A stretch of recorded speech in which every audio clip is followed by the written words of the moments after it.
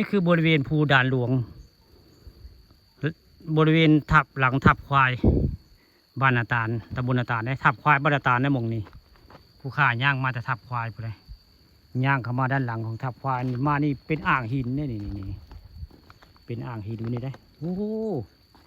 มองนี้มีอ่างหินได้พี่น้องนี่ทับควายบ้านนาตาลตำบลนาตาลอำเภอตะงอยผมโอ้มีลูกเขียดไปเลยนี่โอ้ลูกเขียดบ่นี่ผมเบิ่งเลี้ยวมันเล็ดนี่ดูลูกเขียดมีลูกเขียดกระปาดผมบ่เบิ่งเลี้ยวนี่เป็นอ่างนี่ได้อ่างโอ้เป็นอ่างไม่ได้อันภูบ้านตาลนี่ภูด่านหลวงธรรมชาติคักพี่น้องนี่แหละคือภูบ้านตาลอยู่หลังทับควายบ่าวโรเบิร์ตคนหล่อบ้านนาตาลตำบลนาตาลอำเภอเตางอยได้ผู้ข่าปานคำผสมวันนี้บุเคยมาจักเถื่อในหมู่นี้เสี่ยวท่าที่ทับควายได้แต่ว่าผู้ข่าปานคำผสมนี่พามาชมภูเขาบ้านนาตาลตำบลนาตาลอำเภอเตางอยได้นี่ที่ทัดสวยงามพี่น้องอยู่บริเวณเทิงวัดของสำนักอันพุทธสถานผู้ดานหลวงของครูบาวัดนะโมนี่โอ้มันยังรีบลับนี่โธ่มันยังรีบลับนี่โอ้อ่างนี่ลึกบ่อ่างนี่ว้ายลูกเขียดพี่น้องผู้โอ้ลูกเขียดรีบลับใจมีลูกเขียดหลายตัวได้รีบลับกินอ่างนี่ก็มีลูกเขียดได้เมื่อกี้หลายตัวได้รีบลับอยู่นี่แหละคือภูเขาภูด่านหลวงบ้านนาตาลตำบลนาตาลอำเภอเตางอยหมองนี่ยังบุเคยมาเอาภาพก็คือได้พี่น้องเอ้ยมื้อนี้ก็ได้มาเอาภาพสวยงามของภูด่านหลวงมาให้เบิ่งมาชมนี่เป็นหินแบบนี้ได้นี่ภูด่านหลวงเป็นอ่างน้ำ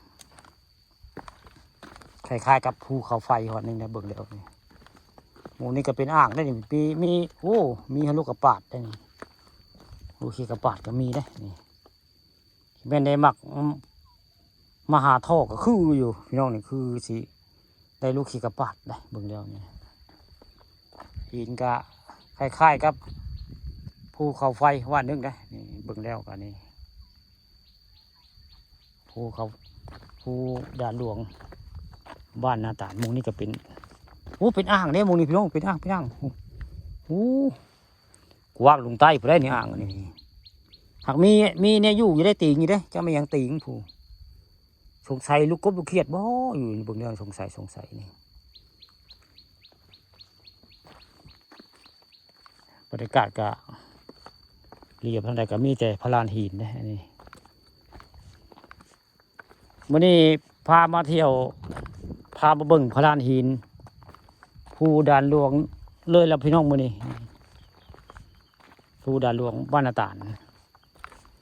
ให้บ่จักกับผู้ค้าปานคำผสมมื้อนี้พามาชมภูด่านหลวงขอบคุณทุกท่านแฟนเพจที่เข้าเบิ่งเข้าชมป๋าทองคำพาชมเนาะผู้ใดที่ผู้ค้าป๋าทองคำพาชมบ่ได้ตอบคอมเมนต์ก็ขออภัยมาณโอกาสนี้เด้อนั่นแหละก็มันบ่ได้ตอบได้คู่คนว่าง่ายอันนี้คือเป็นพลานหินแบบนี้ได้นี่แหละคือพลานหินภูด่านหลวงบ้านนาตาลตำบลนาตาลนี่ครั้งแรกได้ที่มานี่มาภาพภูด่านหลวงมงนี่มาอยู่แต่บ่เคยมามงนี่ครั้งแรกพี่น้องนี่แหละคือภูด่านหลวงบ้านนาตาล